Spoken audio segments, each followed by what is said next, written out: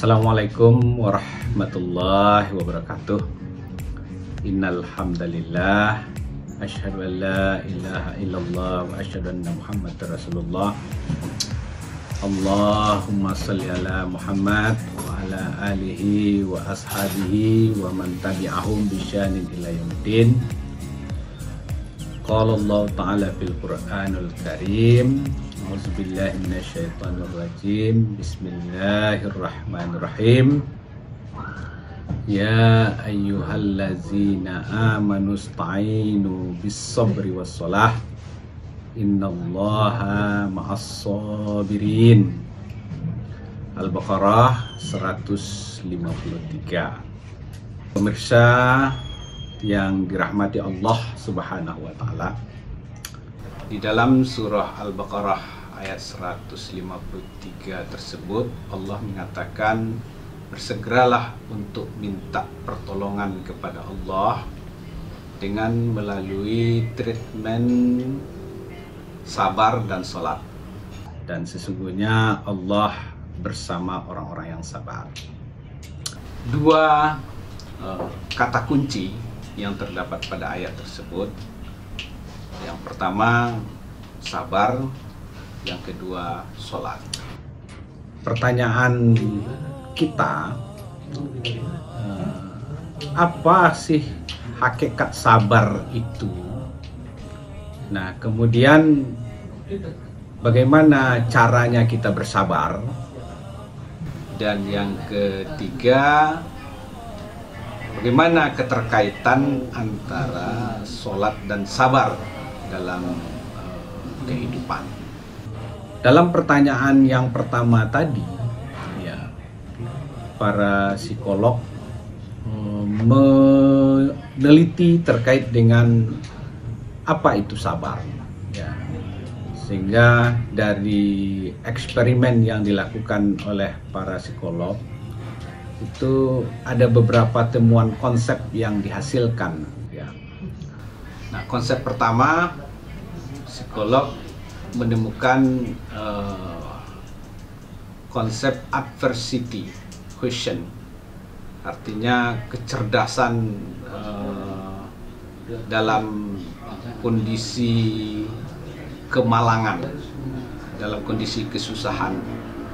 Nah, dalam kondisi kesusahan, dalam kondisi malang yang tengah menimpa seseorang, orang yang cerdas itu orang yang optimis untuk menghadapi kemalangan yang tengah dia alami tersebut, untuk menemukan kesuksesan berikutnya. Nah, ini makna sabar dalam konteks psikologi yang ditemukan oleh para psikolog. Ada juga psikolog menemukan konsep yang disebut dengan the strategic coping. Nah, strategic coping ini adalah strategi personal untuk bisa mencari beberapa alternatif solusi dari sebuah penderitaan yang tengah dialami, sebuah cobaan yang dialami. Nah, dua konsep yang kita sampaikan tadi, banyak lagi konsep yang berikutnya. Ada Brun yang mengartikan bisa dalam bentuk konsep diri, yaitu berusaha untuk mekanisme diri, untuk menghadapi menghadapi mekanisme diri dalam menghadapi persoalan-persoalan kehidupan, ya. Tapi dari konsep-konsep yang dikemukakan tadi itu belum mewakili sepenuhnya apa yang disebut dengan sabar tersebut. Dari beberapa ayat yang kita lihat bahwa sabar itu ada dua dimensi utama, maka sabarnya ada di tengah.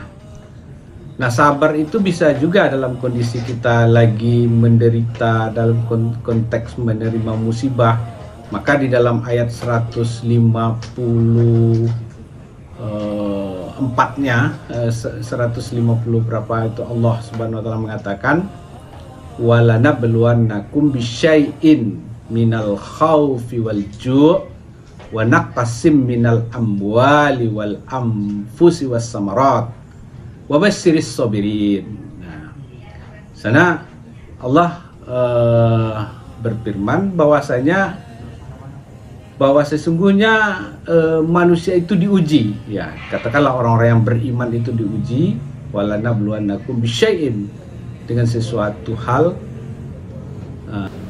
Pertama itu ujian yang paling yang paling berat itu khauf, takut,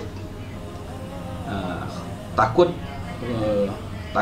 ditimpa musibah, takut bencana. Ini kita melihat takut akan mendapatkan wabah, ya terpapar wabah, maka orang sering paranoid, ya kan, buka masker sedikit takut karena wabah. Ini khauf, walju, kelaparan.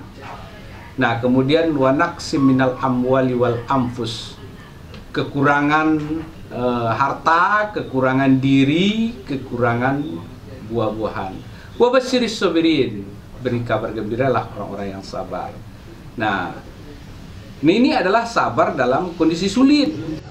Ada juga sabar dalam kondisi kita lagi senang. Nah, bisa juga dalam kondisi senang, dalam kondisi yang serba ada.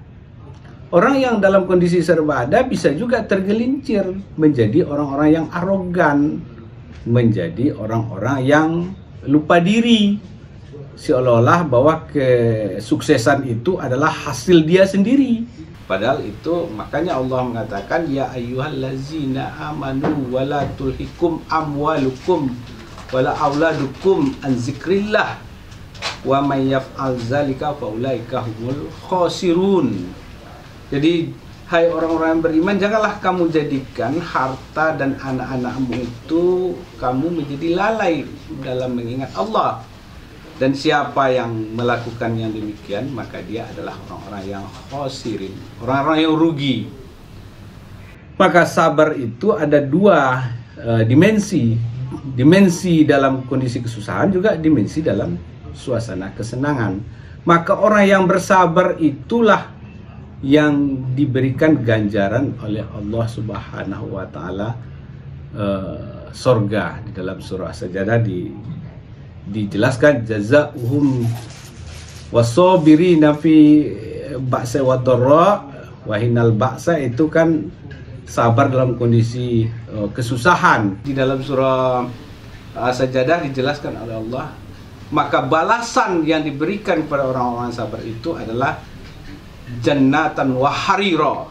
Nah, jadi surga yang bertingkat-tingkat. Maka mendapatkan balasan yang utama yang dari Allah itu adalah dengan kesabaran. Nah, kemudian yang ketiga, bagaimana keterkaitan sabar dengan sholat?